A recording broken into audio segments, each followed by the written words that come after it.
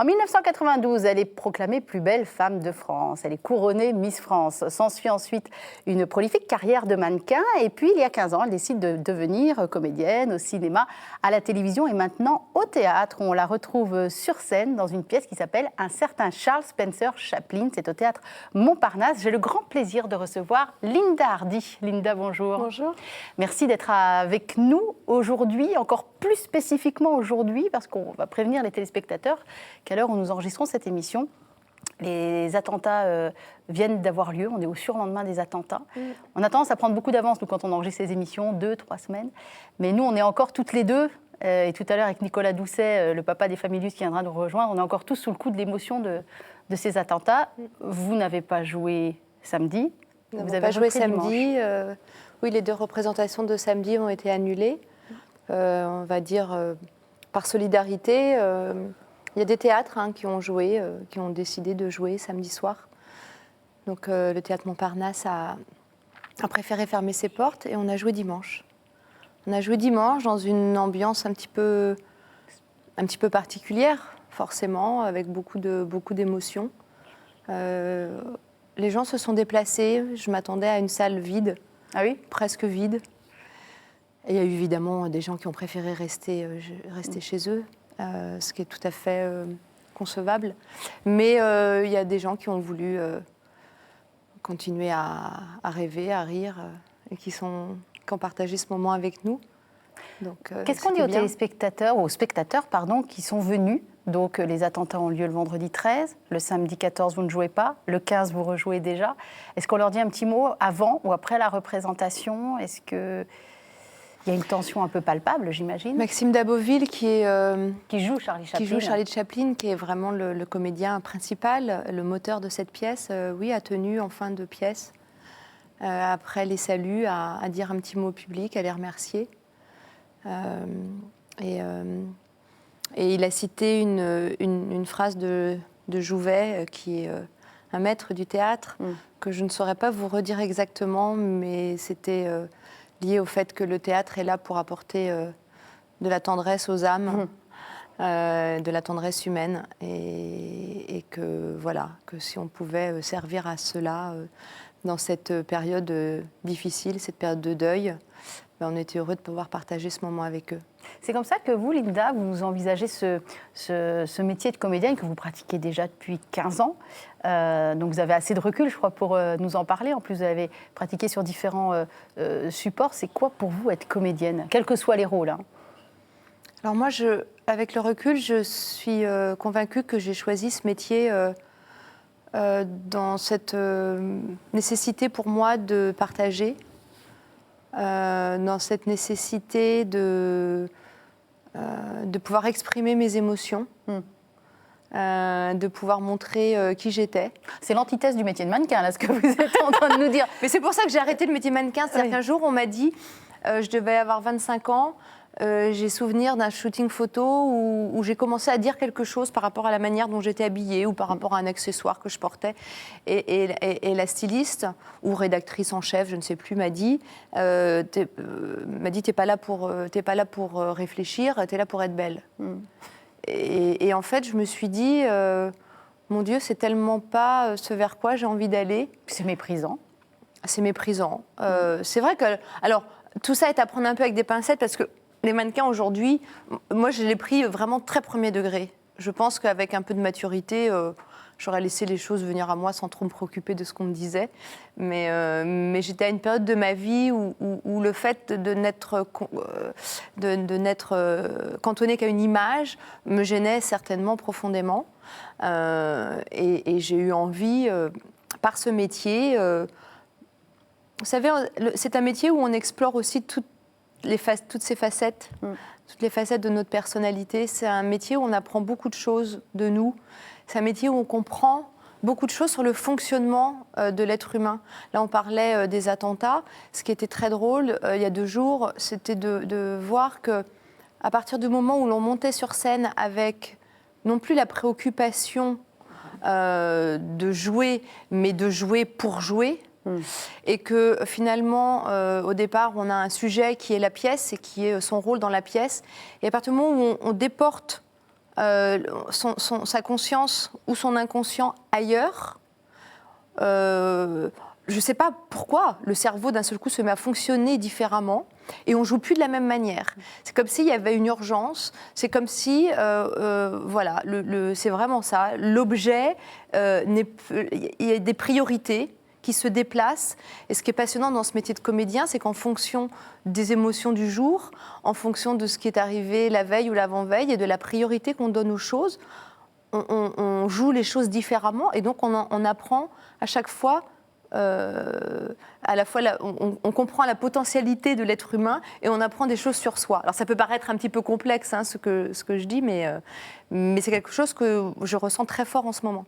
On va regarder dans quelques minutes la bande-annonce de la pièce, mais je ne peux pas m'empêcher de relever ce que vous avez dit, Linda Hardy. Vous avez dit on apprend des choses sur soi. Qu'est-ce que vous avez appris et compris sur vous en 15 ans, de vie de comédienne? J'ai appris que j'étais une femme forte. D'ailleurs, c'est souvent des rôles comme ça qu'on vous donne. Quand on regarde un peu votre parcours, c'est souvent des femmes assez fortes, alors qu'une comédienne est faite aussi de fragilité. Oui. Alors j'ai quand même eu la chance qu'on me donne des personnages, qu'on m'offre des personnages de femmes fortes qui souvent, comme c'est le cas de l'être humain en général, cachaient un certain nombre de blessures. Donc j'ai eu la possibilité d'explorer ces deux univers et ces deux facettes. Maintenant, oui, j'ai appris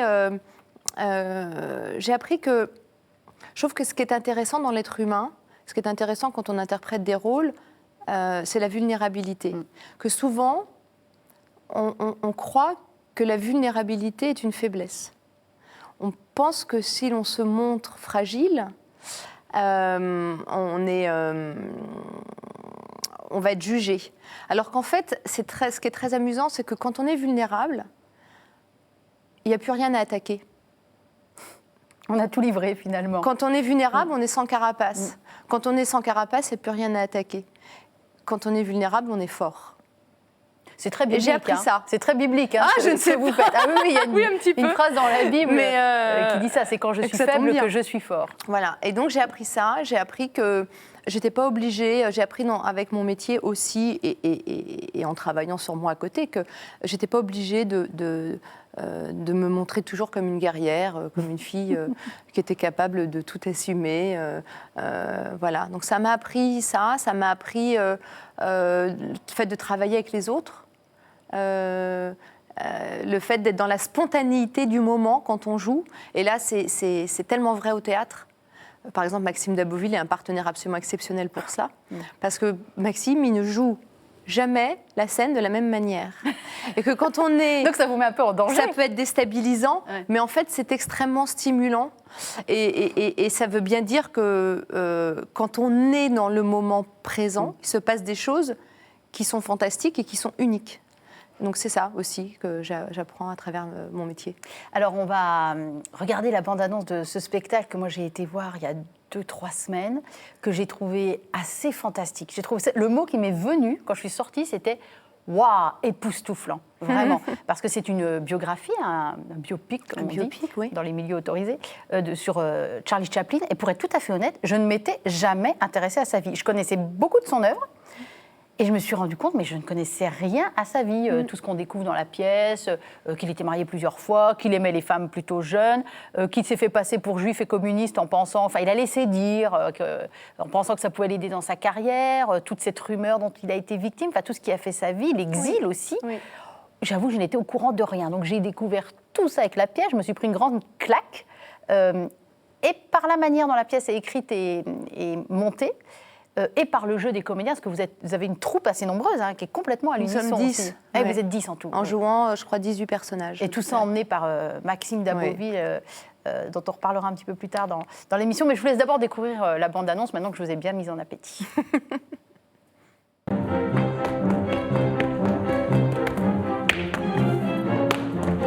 Il connaît pas de frontières et s'il fait rire les gens de tous les pays du monde, c'est parce qu'il parle pas justement. Qui s'appelle Charlie, Charlot, Carlos, Carlino, Carlito, c'est toujours le même petit homme dans tous les pays du monde. Et s'il se met à parler, il va devenir banal.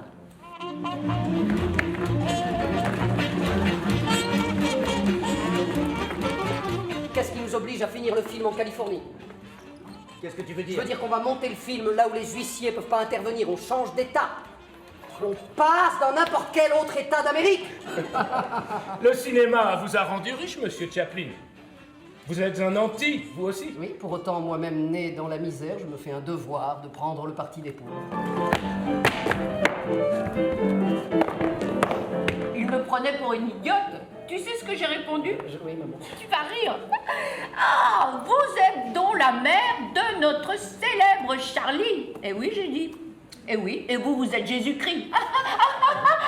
Tu me donneras des enfants? Tant que tu en voudras. Paulette n'en voulait pas, elle disait que je ne les aimais pas. Tu as fait le kid. On ne peut pas faire le kid si on n'aime pas les enfants. Le kid, Ouna, c'est moi.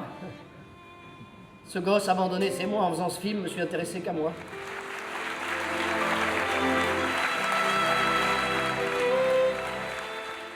Voilà, à voir donc au théâtre Montparnasse. On peut voir la pièce jusqu'à quand, Linda Hardy? Jusqu'au 3 janvier. Jusqu'au 3 janvier. Donc il faut remplir les théâtres. C'est important de résister et de venir voir la vie de ce petit bonhomme, qui est un des personnages les plus importants du XXe siècle. Ouais. Mine de rien, on vient de vous voir jouer. Donc vous jouez le rôle de la dernière femme, il y en a eu quelques-unes, de Charlie Chaplin, Ouna qu'il a connue très jeune. Oui, elle avait 17 ans. Ouais. Et elle avait 17 ans. Ils se sont mariés quand elle en avait 18. Issue d'une famille illustre, hein, quand même, Oui, Ouna. Jeanne O'Neill, son papa, avec qui elle avait des rapports extrêmement compliqués. Enfin, elle a même été, on va dire, séparée de son père, avec son frère, très très jeune. Elle a vécu cette absence du père d'une manière forte.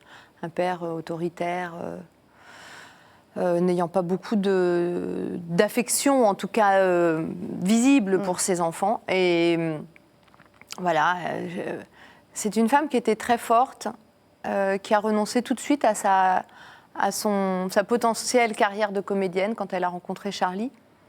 Elle était... c'est comme si elle avait un destin et que son destin à elle, c'était de faire en sorte que Charlie surmonte les épreuves les unes après les autres, avec au milieu de plus de sérénité, de douceur. Elle lui a donné 8 enfants. Toute dévouée, oui, c'est ça ce que j'allais dire, toute dévouée. Il en voulait 8 enfants. Et voilà, ils ont vécu presque 35 ans. Cette belle histoire d'amour qui, sur le papier, pouvait paraître relativement improbable. Ouais. Je suis allée à Montreux, moi, cet été en Suisse, au festival de jazz, et je me suis retrouvée avec une statue de Charlie Chaplin, découvrant qu'il avait été en exil longtemps. À Vevey. À Vevey.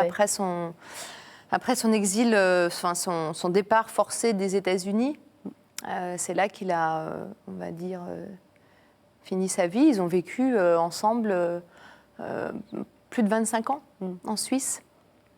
Et ce qui est amusant, c'est qu'elle était américaine. Enfin, ce qui est amusant, surprenant, c'est qu'elle était américaine. Lui, il est anglais, hein, on le rappelle. Lui était anglais, il n'a jamais souhaité devenir américain. Elle était américaine et elle a décidé d'abandonner la nationalité américaine. C'est un couple vraiment très, très amoureux jusqu'à la fin de leur jour. C'est très inspirant, de fait. Oui, tout à fait, tout à fait. Et je crois d'ailleurs que, je l'ai lu, elle a vécu les 15 dernières années de sa vie après la mort de Charlie Chaplin. Ça a été très dur pour elle. C'est pas qu'elle s'est laissée mourir, mais elle est tombée dans une forme d'alcoolisme lent. Elle s'est jamais. C'était vraiment l'homme de sa vie. Hein. Il y a dans cette pièce donc le comédien qui joue Charlie Chaplin. Nous, on a la chance d'avoir rencontré Maxime Daboville dans cette émission il y a 4 ans. À l'époque, Maxime, il n'avait pas encore reçu son Molière pour The Servant. Il sortait d'une pièce qu'il a montée, c'est d'ailleurs cette pièce qu'il a fait se démarquer des autres comédiens. C'était le journal d'un curé de campagne, mais monté vraiment à sa manière. Puis, alors, avec l'énergie qu'il a. Dieu sait que je pense avoir de l'énergie, moi. Mais alors lui, c'est une boule d'énergie. Même quand il est quand il se contient dans le jeu, on sent toute l'énergie qui rayonne. Ça va être épuisant de jouer avec lui et en même temps très nourrissant. C'est très inspirant. Et alors, il n'a pas du tout ce côté que peuvent avoir certains acteurs qui ont beaucoup d'énergie, qui en ont beaucoup sur scène. On peut avoir affaire parfois à des comédiens qui sont un peu vampirisants. Voilà. Ça n'est pas du tout son cas. On est dans le partage. Oui, C'est très surprenant. C'est quelqu'un qui fait son métier malgré ses capacités immenses. Moi, je trouve qu'à 35 ans, il est dans une forme de génie dans son jeu. Enfin, c'est très surprenant. Et de maturité qu'on attendrait chez un comédien un peu plus âgé, Tout à très fait. certainement. Oui, c'est exactement ça. Et c'est quelqu'un qui est tout le temps dans le partage, qui est tout le temps dans le travail, C'est qui est son tout le temps dans côté l'essai. catho-pratiquant, ça. Et c'est vrai qu'il est, il est toujours à la recherche de quelque chose de nouveau. Et parfois, la seule question que je ne lui ai pas encore posée, que j'ai envie de lui poser, c'est « Mais quand tu as trouvé un truc qui fonctionnait, pourquoi tu cherches encore autre chose ?» Ouais. En fait, c'est une question vraiment que je ne lui ai pas posée, mais je pense que je vais lui poser. C'est un chercheur. Parce que parfois, quand on est comédien, alors on tâtonne, il y a des moments où on sent que les choses prennent, et puis des moments moins. Et puis un soir, parfois, on sent quelque chose jaillir et on se dit « Ah, c'est ça ». Et souvent, quand on se dit « c'est ça », on a envie de s'y accrocher et de se dire, ce qui est complètement absurde en soi, parce que de toute façon, rien n'est reproductible, mais de se dire, voilà, je vais essayer demain de retourner vers ça. Et bien Maxime, non, pas du tout. On va regarder un extrait de la pièce qui est... Moi, je pense que cette pièce est réussie de bout en bout. Alors, s'il y a un moment qui est particulièrement réussi, c'est le passage où ils reproduisent en fait un extrait de film, qui est un des premiers, c'est Charlot qui est boxeur. Ouais. Et on a tous ces images en tête, enfin j'espère que vous avez vu des... je dis ça, puis en même temps, l'amie qui m'accompagnait n'avait jamais vu un Charlie Chaplin de sa vie, donc ça me fait réfléchir. Mais il y a cette fameuse scène où il boxe, qui est reproduite... à la fois admirablement, tout en gardant quand même le jeu des comédiens qui sont très bons Ils sont vraiment drôles. sur scène, qui sont vraiment drôles. Et je me dis tous les soirs et tous les jours, ça va être un délice pour vous de regarder ça. On a envie de la voir à l'infini. Ouais, alors moi, malheureusement, je suis en loge à ce moment-là, donc je vois pas la scène, mais c'est vrai que j'entends les réactions du public. Les rires. Et on sent que voilà, c'est une scène que les gens aiment. C'est l'une des scènes, c'est une des scènes les plus populaires de cette pièce, parce que ce qu'il faut dire, c'est que quand on vient voir notre spectacle, il y a beaucoup de moments émouvants, puisque la vie de Charlie est émouvante par essence. Mais il y a aussi beaucoup de moments où on rit, et celui-là fait partie des moments forts. Ouais. On regarde un extrait.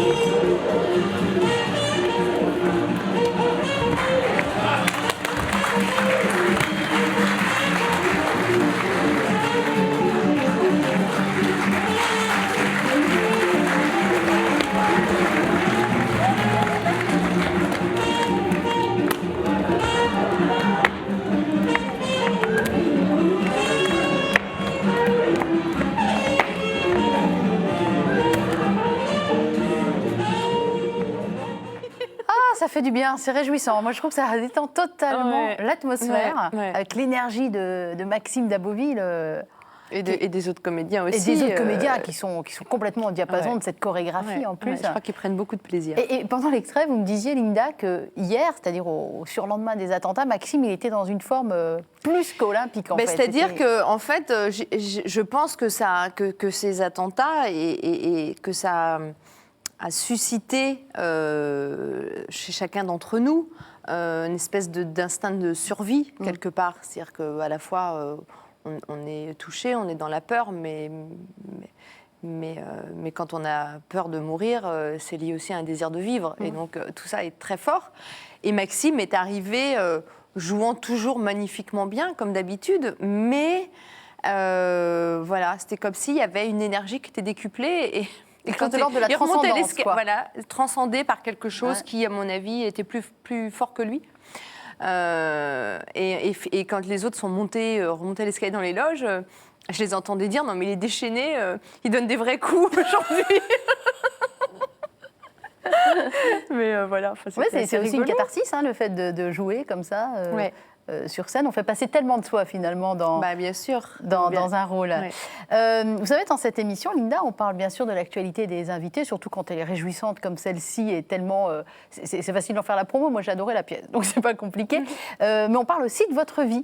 Et finalement, votre vie, elle est devenue publique quand vous aviez 18 ans, donc voilà, Miss Pays de Loire, Miss France, ce à quoi vous ne vous attendiez pas. D'ailleurs, j'ai lu quelque part, vous disiez, oh là là, j'ai un type trop méditerranéen, voire trop arabe, je ne vais jamais être choisie.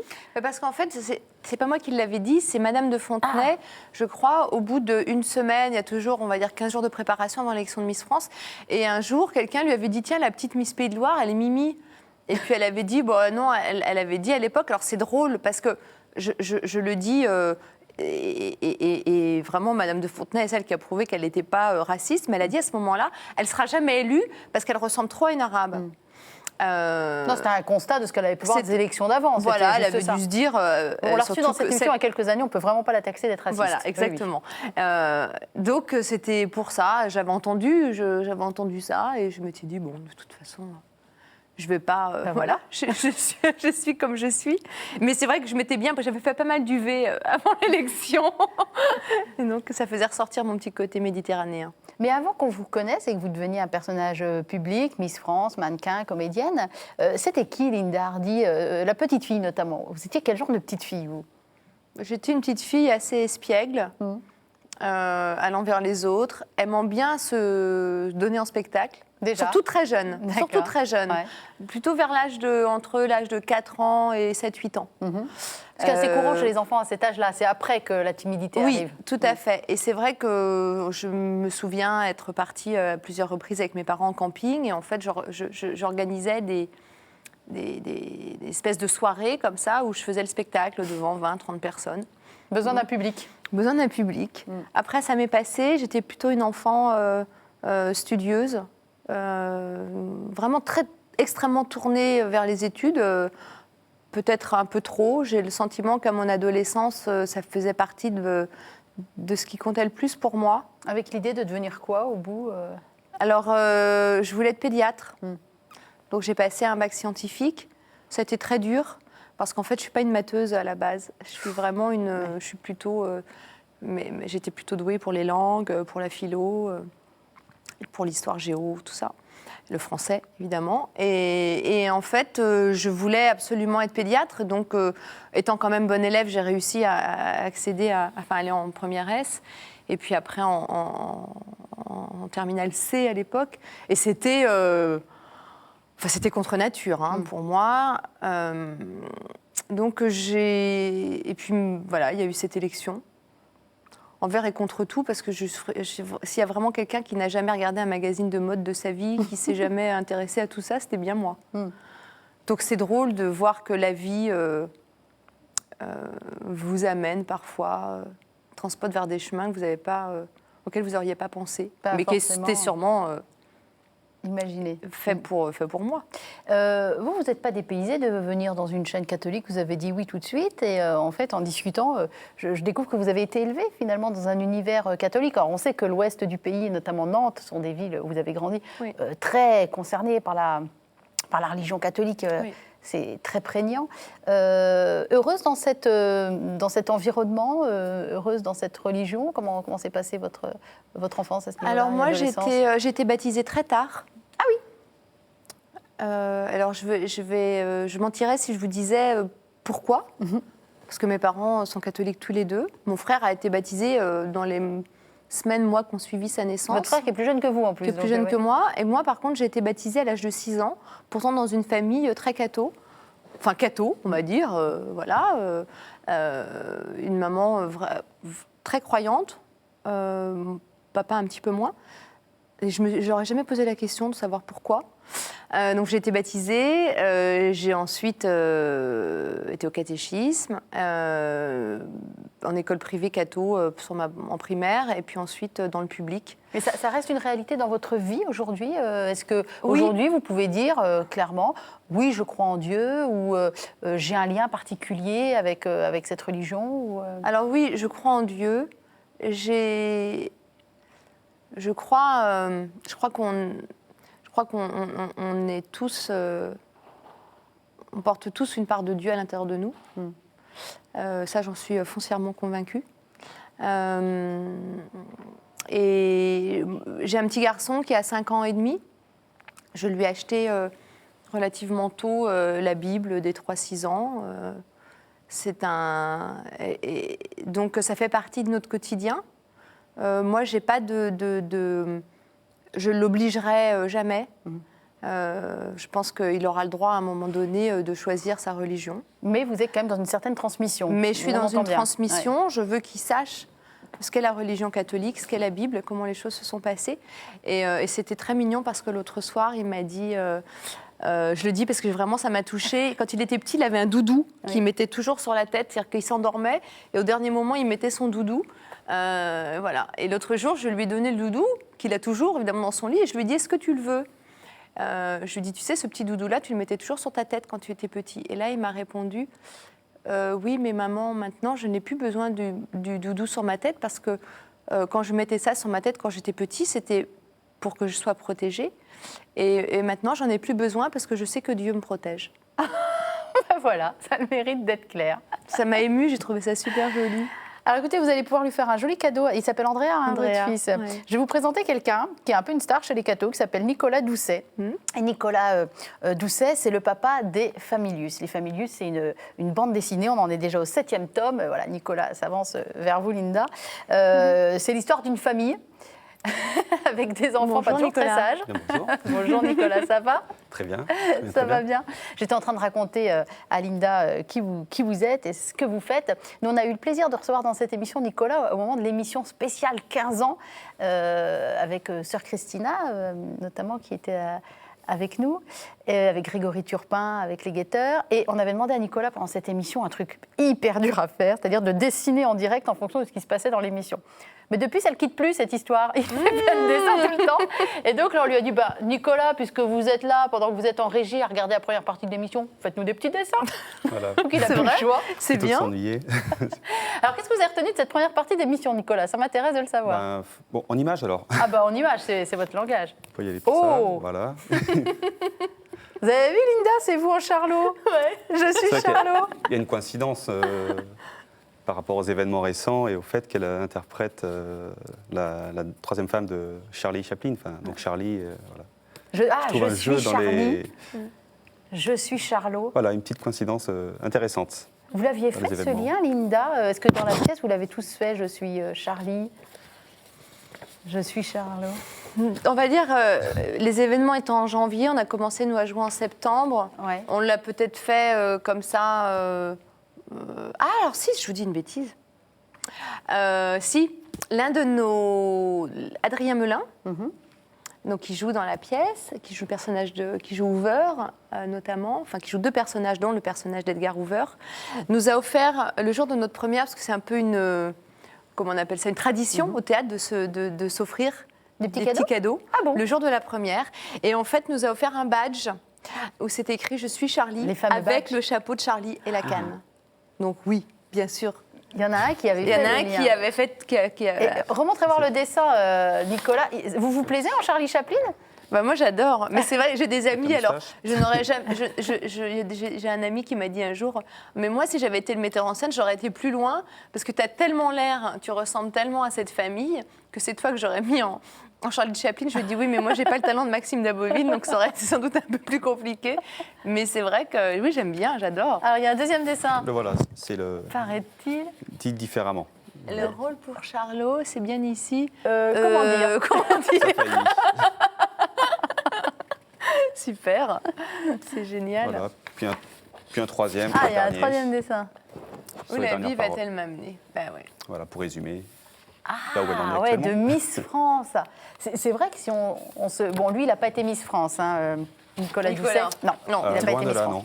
non. Loin de là. Mystère non plus. Mais quand on se reprojette 24 ans, dans un mois, plus tôt, on ne se dit pas, dans 24 ans, je serai en train de jouer sur une scène de théâtre à Montparnasse, etc. Non, mais c'est Où ça la vie nous mène quand oui, on a, ouais. voilà, qu'à 40 ans, un peu plus de 40 ans, qu'on se retourne.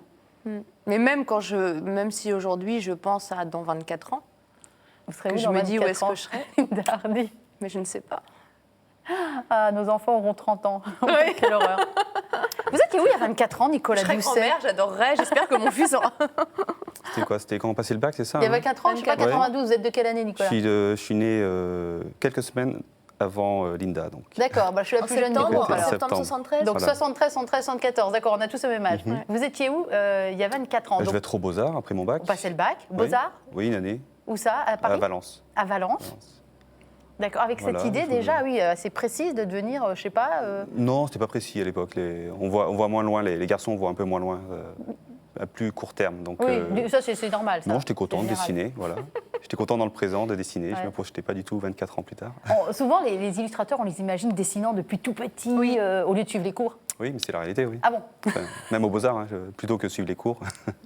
Ouais. Oui. Qui c'est qui vous a donné envie de dessiner, Nicolas Doucet? Enfin, ça s'est venu comment cette histoire?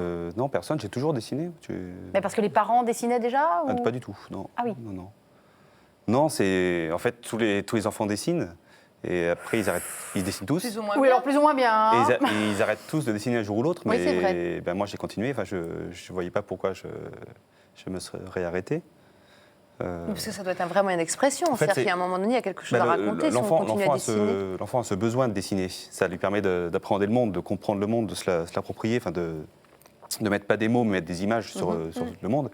Et ben, moi j'ai continué quand je voyais un film un peu qui me marquait bien, des scènes de tank, des choses, trucs, enfin, des choses qui marquaient un enfant, ben, j'avais besoin de le dessiner le lendemain. Le lendemain, je me précipitais pour je sais pas, l'intégrer, le protéger, je sais pas. C'est, Mettre aussi une distance. C'est peut-être à la une fois distance aussi, essayer oui, une c'est- compréhension du ouais. monde et en même temps une distance au monde. Alors voilà, bah, on met c'est une pour boucle, le comprendre et ce qu'on appelle nous une boucle d'images. À l'antenne, on voit un peu ce que vous faites comme dessin. Tiens, Linda, je vous offre la bande dessinée, comme ça vous pourrez voir un petit peu plus. Merci Andrea. Et l'ouvrir à Et la Andrea. lire en même temps. Alors, comment on peut expliquer à Linda Hardy ce que sont les Familus? Comment est née l'idée déjà, Nicolas Doucet? L'idée, Souvenez-vous. c'était surtout, c'est en lien avec le journal Famille chrétienne que je lisais, on était abonnés, et je me disais, il leur manque une BD propre à eux, qui leur corresponde, et puis il n'y en avait pas. Et donc je me suis dit, qu'est-ce qui pourrait correspondre à Famille chrétienne? C'est les aventures donc en gag, page après page, de la vie d'une famille nombreuse. Donc là, ils sont 4 enfants. 3 enfants et un bébé.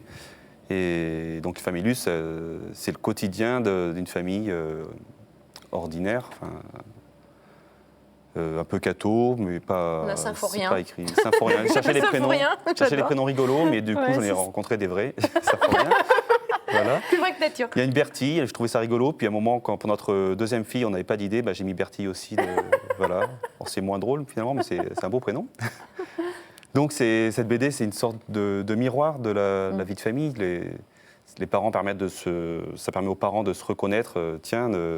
Nos tentatives d'éducation, effectivement, on n'est pas tout seul à essayer et ça marche pas, et on n'est pas tout seul à échouer, mais voilà, on continue. Les enfants, ça permet de voir les liens parents-enfants, les liens avec leurs amis, les frères et sœurs, tout ça. C'est une sorte de miroir qui permet de nous de nous regarder, d'avoir du recul sur nous-mêmes. Alors, je vous confirme, hein, Nicolas Doucet, c'est très consolant pour des parents de lire vos BD. Ce qui est très drôle aussi, c'est quand moi je vois mes jumeaux qui ont 9 ans, qui s'esclavent sur leur lit en train de lire les Familus, je me dis, oh là là, qu'est-ce qu'il a encore raconté, Nicolas, qu'il va falloir que je gère derrière. C'est un peu thérapeutique pour moi aussi, ça me permet de survivre certaines fois. Et parfois, j'essaie de faire passer des messages à mes enfants. Ouais. Je leur fais une BD, une planche bien cadrée. C'est vraiment pour eux, c'est clair et net, c'est bien lourd. Et ils disent ouais, très bien, sympa ton gag, voilà. Mais ils ne se sentent pas spécialement Ils ne visés. sont pas visés. Pourtant, parfois, c'est. Spécifiquement. Vous avez combien d'enfants, Nicolas J'en ai 5. 5 maintenant. Ah oui. Il va falloir agrandir les Familus. Non, les Familus ne vont pas. Les Familus ne vont pas s'agrandir. Grandissent très doucement. Ouais. Alors, il y a quelque chose de très commun entre vous, Linda, et vous, Nicolas, c'est que vous faites tous les deux des métiers d'enfance. On dit souvent, les comédiens jouent et doivent aller rechercher cette part d'enfance en eux, si tant est qu'il l'ait perdue. Bon, lui, il a carrément jamais coupé le lien. Nicolas, il continue de dessiner, de faire cette passion enfantine. Vous êtes très lié à votre enfant intérieur. Linda, vous êtes encore très, je ne sais pas en conversation, mais très liée à cette petite fille que vous étiez. Oui. Je pense qu'il y a certains moments de ma vie où je l'ai un peu perdue, où je ne me suis pas trop occupée d'elle. Trop occupée peut-être aussi à conquérir votre féminité, à devenir femme aussi, non? Je ne sais pas si c'est lié parce que l'un et l'autre ne sont pas indissociables. C'est-à-dire qu'on peut rester la petite fille que l'on est et devenir une femme. Il faut juste que... Alors, la seule chose que j'ai constatée me concernant, c'est que parfois, je ressortais ce que j'appelle ma facette petite fille, dans des moments où ce n'était pas utile. Mais effectivement, elle est là, tout le temps, beaucoup plus maintenant, parce que la petite fille que j'étais était extrêmement espiègle, extrêmement joyeuse, aimant les autres. Il y a eu une période de ma vie, on va dire, cette joie de vivre naturelle que j'avais, globalement tous les enfants, mais il y a des enfants qui l'ont peut-être plus que d'autres. Je l'ai retrouvée en me reconnectant avec moi-même.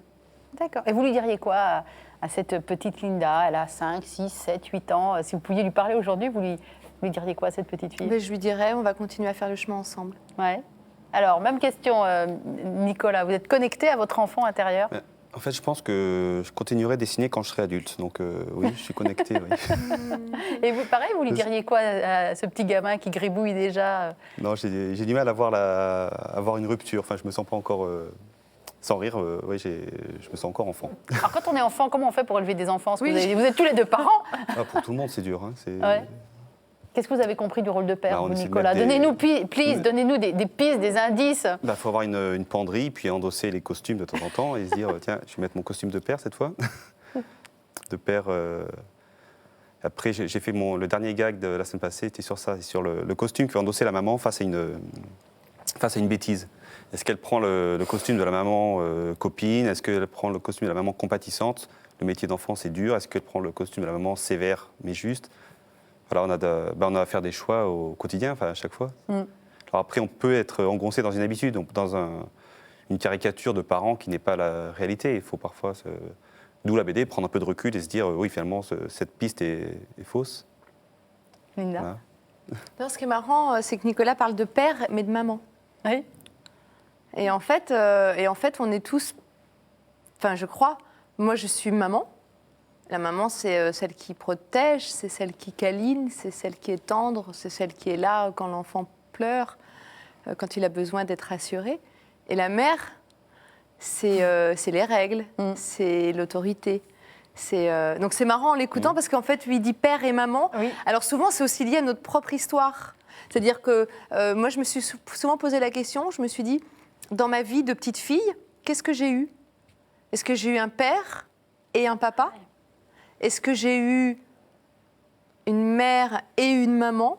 Est-ce que j'ai eu un peu de l'un et un peu de l'autre? Et en fait, quand on se pose la question, si on sait par exemple, si on a eu un père et qu'on n'a pas eu de papa, qu'on n'a pas eu cette tendresse paternelle, souvent, on va avoir tendance en tant que femme à aller rechercher ce qui nous a manqué, c'est-à-dire on recherche un côté papa. On recherche la tendresse, on recherche... Et c'est marrant, ce qui est drôle, c'est de l'entendre dire... Avec sa sémantique. Et moi, j'ai souvent dit, par exemple, ma maman. D'ailleurs, adulte, j'ai même des gens qui me disaient, mais arrête de dire maman. Enfin, tu peux dire ma mère, maintenant tu es une grande fille. Vous voyez. Mais c'est Donc, drôle que moi, quand je parle, je ne sais pas si vous avez noté, Linda, mais quand je parle des parents des autres, je leur dis toujours votre papa, votre maman. Je dis Oui. jamais votre père ou votre mère, parce Voilà. que ce n'est pas mon vocabulaire. Donc, mais c'est souvent lié à notre propre histoire. Et alors moi, comment je suis? J'essaye de te...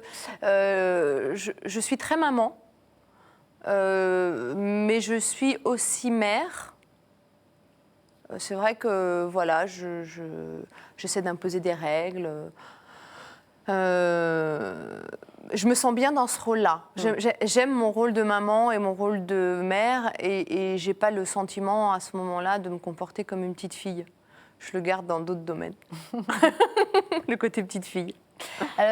Nicolas, le fait d'être aussi un catholique pratiquant fait qu'on fait les choses forcément des fois un petit peu différemment. Est-ce que vous avez l'impression de faire les choses différemment ou d'essayer différemment en fonction de l'éducation religieuse que vous avez reçue?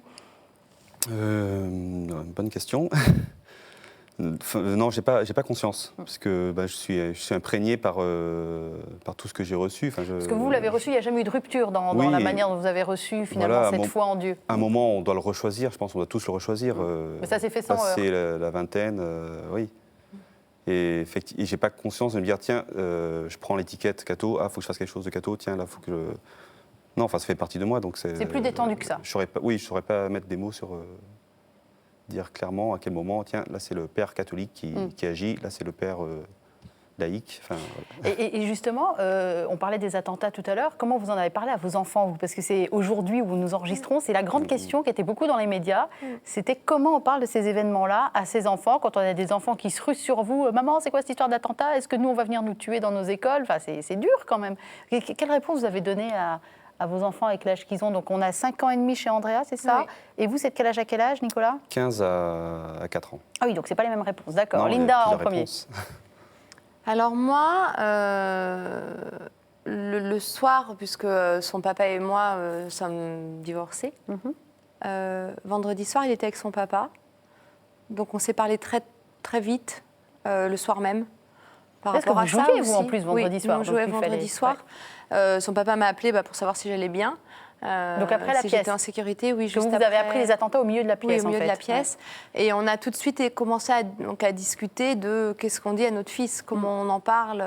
Donc je lui ai posé la question de savoir, je lui ai dit, écoute, est-ce que tu peux ne pas laisser la télé tourner? Parce que je pense qu'il y a des âges où les enfants sont vraiment pas prêts pour voir des images. Donc la première chose, ça a été... puis le samedi soir, son papa avait besoin de sortir un petit peu de tout ça. Donc, comme on n'a pas joué, j'en ai profité pour garder mon petit garçon, André, avec moi. Et la première chose que j'ai faite, évidemment, ça a été d'éteindre la télé, même avec cette envie viscérale de savoir Oui, et bien de sûr. continuer à s'informer, de lâcher un petit peu tout ça, de lâcher l'information. Et on en a parlé. Je lui ai dit, son papa en avait parlé aussi. Il m'a dit, je sais qu'il y a eu des accidents. Alors je lui ai dit, c'est pas tout. Je lui ai dit, c'est pas exactement un accident. Je lui dis, il y a des gens qui sont méchants, qui ont envie de prendre la liberté d'autres gens. Ces gens-là croient en quelque chose qui ne nous correspond pas. Et je lui ai dit maintenant, c'est difficile, hein, j'ai vraiment eu du mal.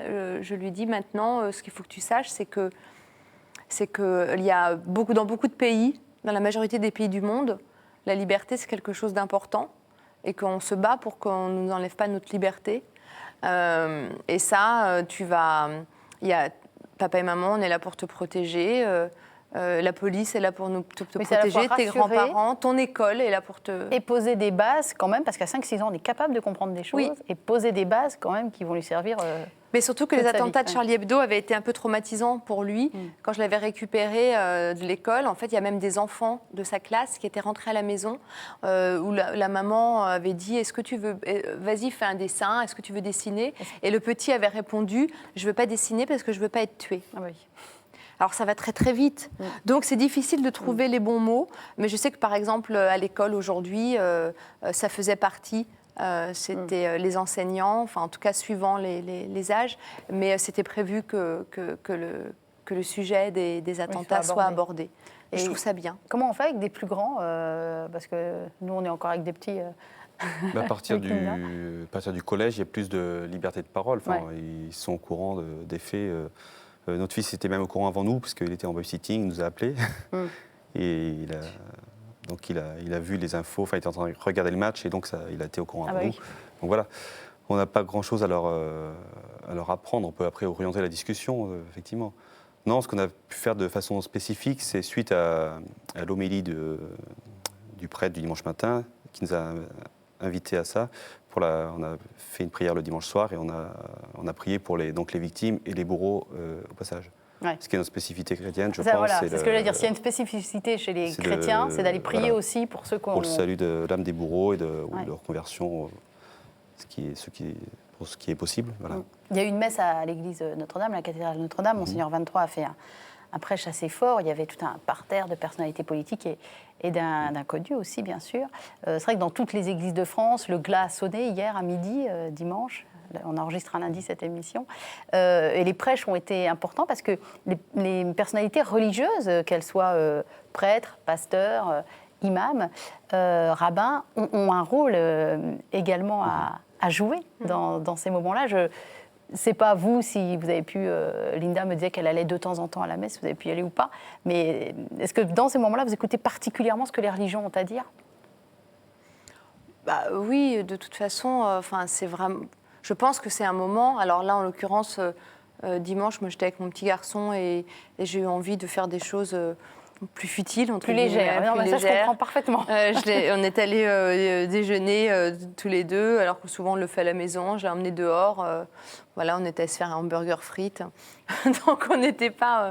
Mais oui, je trouve que il y a des moments dans la vie où on n'a pas forcément. Alors c'est pas forcément un besoin, mais envie de partager. La religion, c'est aussi ça. Et c'est et de se rappeler ce pourquoi on est d'une religion ou d'une autre. Maintenant, c'est vrai que ce qui est particulier dans ces attentats chez les terroristes, c'est qu'ils œuvrent toujours sous couvert de la religion, sauf que la religion ne fabrique pas des criminels. C'est les criminels qui qui utilisent la religion comme alibi pour assouvir leur soif de pouvoir et pour justifier leurs actes. Mais finalement, la religion, dans tout ça, elle est presque loin. Vous voyez ce que je veux dire? Je crois que les gens sont plus très dupes, d'ailleurs, de ça. On dit qu'il faut éviter les amalgames, il faut éviter les amalgames. Donc, il commence à y avoir une certaine éducation à ça, oui, heureusement, me semble-t-il. Heureusement. Alors, à l'heure où est diffusée cette émission, c'est-à-dire 15 jours après les attentats, cette émission est diffusée toute fin novembre, Noël, c'est dans un mois, mine de rien. On arrive sur la fin de l'émission. Nicolas Doucet et Linda Hardy, je voudrais vous demander quel vœu ou quelle espérance vous avez pour ce Noël 2015. Ah ouais, je sais, je pose des questions hyper compliquées, Nicolas. Pourtant, il a l'habitude. À part la paix dans le monde. À part la paix dans le monde. Est-ce que c'est pas un peu un vœu pieux, ça, même si évidemment on a toute légitimité de la demander?